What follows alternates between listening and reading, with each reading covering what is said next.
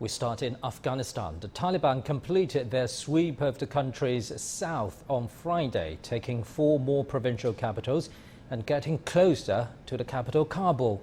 Over the past week, the group has been making rapid gains in urban regions. At least 18 provincial capitals have fallen to the Taliban forces, including the country's second and third largest cities. That's half of Afghanistan's 34 provincial capitals, and the group has control of more than 2/3 of the country. And for more on the fast changing situation there, let's cross live to Zmaryalai Abasin in Kabul. Now, first, Zmaryalai, tell us more about latest Taliban offensive. Are they going to move toward Kabul? Hello, Pan, and good morning. The situation is getting worse every day, and Taliban get more control of the country. Eastern part of the country was much secure, and there were no offensives since last 1 month, but we are getting reports from the eastern parts of the country that the Taliban have besieged and start attacks on the eastern parts of the country. Kunar almost fell to the Taliban. Nangarhar province, which was much secure nowadays, also came under the attacks of Taliban from several sides, and many districts are now witnessing heavy clashes between NDSF and the Taliban forces. At the same time, the neighboring central province, Maidan Wardak, which is located just close to the Kabul, is also under control. Last night, a couple of attacks took place by the Taliban, and many of the checkpoints were captured by the Taliban. While in Khost, Paktika, there are still clashes continue. Several districts became under Taliban control, and the KPF are campaign forces which are trained by the CIA, and they are called paramilitary forces and pro-government forces. They are also in heavy clashes with the Taliban in Paktia and Khost provinces. And at the same time, all the gates of Kabul are getting tightened as the neighboring capital provinces to Kabul are under heavy clashes of the Taliban. So every hour the situation is again changing in the country. So, Zmaryalai, having said that, would you say the takeover of Kabul by Taliban is just a matter of time? Because for now, we can see that from where you are, it's still quiet, but will this quietness continue for 30 or even 90 days, as the US estimated? Yes, there is no guarantee about the situation in Kabul.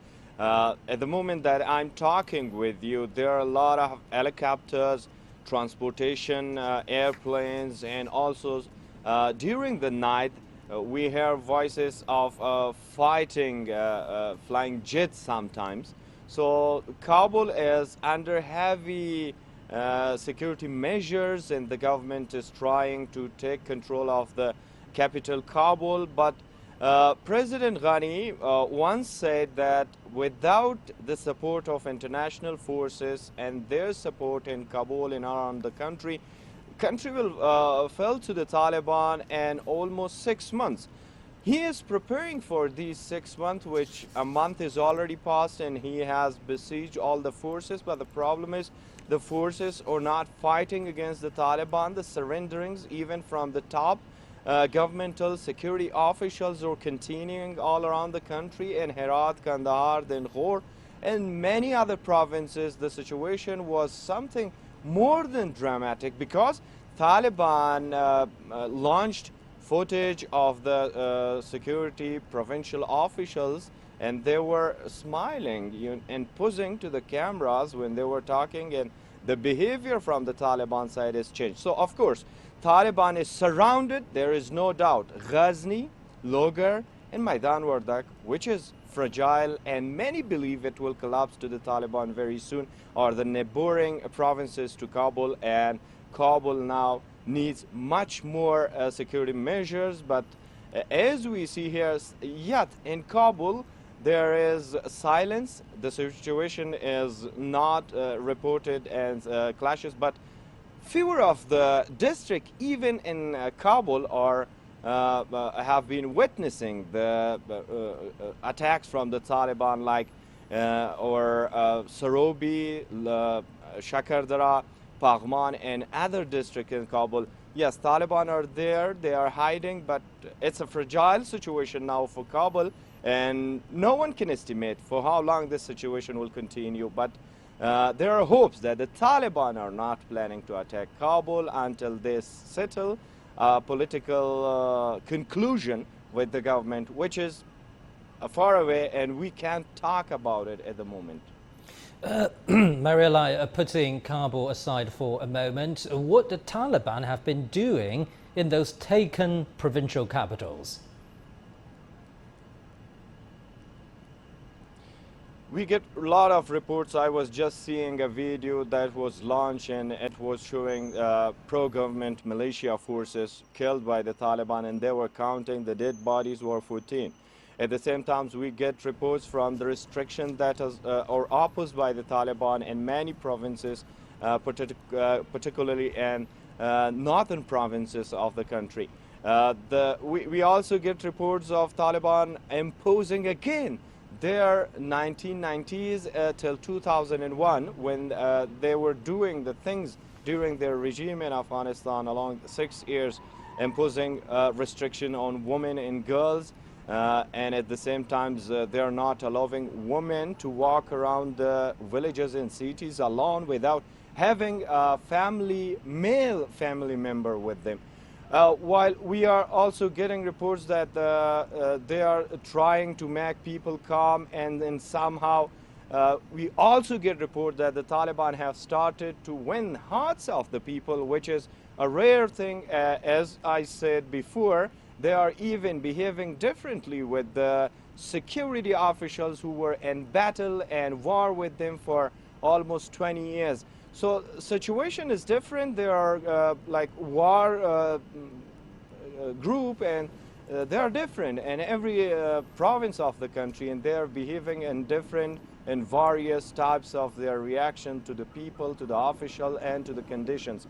So yes, people are so much concerned, not only in provincial level, but also as they get closer to Kabul. The residents in Kabul are getting concerned and frustrated, and they are just seeking ways where to fly and what to do. Thank you very much, Zmaryalai Abasin in Kabul. UN Secretary-General Antonio Guterres on Friday expressed concern about the escalating violence across Afghanistan and called on Taliban to immediately halt their offensive against the government forces for peace talks. He said the country is struggling with another chaotic and desperate chapter in its history and is spinning out of control. As clashes between the Afghan government and the Taliban in urban areas intensify, the UN chief lamented a worsening humanitarian situation there. Chinese and Russian diplomats also voiced their concerns. We hope that both sides can realize the severity of the current situation in Afghanistan. First, we call for a ceasefire and to contain the spread and development of chaos, which will harm the Afghan people's livelihood. Second, we urge the government and the Taliban to start a peace and reconciliation process. Third, we need to prevent spillover of the chaos and the terrorism to neighboring countries. The United States troops who have been stationed in Afghanistan for 2 decades are withdrawing from the country in such a hasty and irresponsible manner. That makes the U.S. largely responsible for the current chaotic situations in Afghanistan. It is also a major failure of the U.S. military, international politics, and its own credibility. The massive withdrawal of U.S. forces from Afghanistan also played its role. On one side, Afghanistan's government is trying to maintain tension and vainly persuade Americans to stay. On the other hand, the Taliban sees that areas are becoming vacant, and the government isn't up to making concessions, and they start using force. Officials in the UK are also criticizing the US withdrawal from Afghanistan. Britain's defense minister says the Taliban's resurgence will create a breeding ground for extremists. I'm absolutely worried that failed states are breeding grounds for those type of people. Of course I'm worried. It's why I said, I felt this was not the right time or decision to make, because, of course, Al-Qaeda will probably come back. Certainly would like that type of breeding ground. That is what we see. Failed states around the world lead to instability, lead to a security threat to us and our interests. The United States are leaving, and that leaves as you say, a very, very big problem on the ground developing with the Taliban, obviously with the momentum. And it's not what we probably would have liked. I think that deal that was done in Doha was a rotten deal, I'm on the record as saying, because what it effectively told the Taliban that wasn't winning, that they were winning. The United States is sending 3,000 soldiers to help evacuate some personnel from its embassy in Kabul. The move comes as the Taliban continue to make significant gains across the country and move closer to Kabul.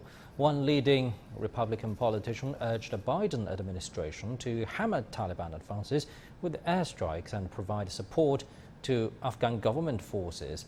Meanwhile, the British government says it's also using the military to help get its nationals out of Afghanistan.